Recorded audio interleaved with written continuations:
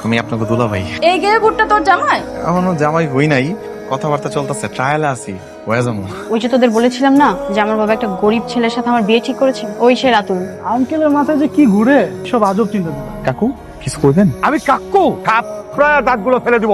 আপনি ওনাকে ভাবে বকছেন কেন? আপনি কি চিনেন ওনাকে? ওনাকে আমি একদম চিনি না। আপনার নাম কি?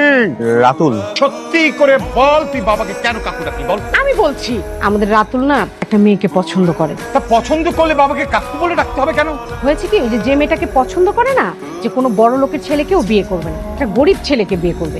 সেই জন্য আমাদের রাতুল গরিব সেজে মেয়েটাকে পটাচ্ছে। বাবা সব তো ঠিকঠাকই আছে, কিন্তু তারপরও কি যেন একটা মিসিং লাগতেছে। এই গামছাটা গলায় নতো, এইটারই কমতি ছিল, এখন তো তোমার একদম ড্যাম হ্যান্ডসাম লাগতেছে। একটা কথা, আপনাকে আমি কোথাও দেখেছি মনে হচ্ছে।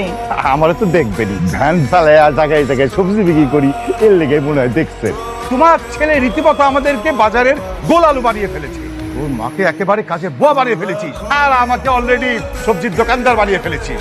আর কত কি করাবে? বাবা আমি তোমাদের একমাত্র ছেলে, আমার জন্য কি তোমরা এইটুকু করবা না? সেটা দেখেই তো করে যাচ্ছি। এরকম গোমরা মুখে করছো কেন? একটু তো মায়ের মতো হাসি খুশি থাকলেও পারো, একটু হাসো।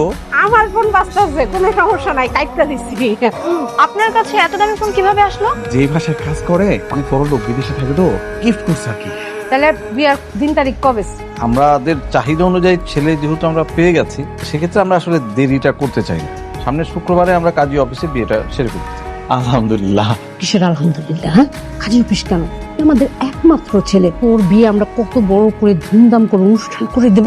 আপাতত কোন রকম হের মেয়েটারে পটায় বিয়েটা করি, তারপর আমাকে পরিচয় দিয়ে বড় করে ধুমধাম করে অনুষ্ঠান করে বিয়ে করুন। এখন তো খালি একটু ম্যানেজ করুন।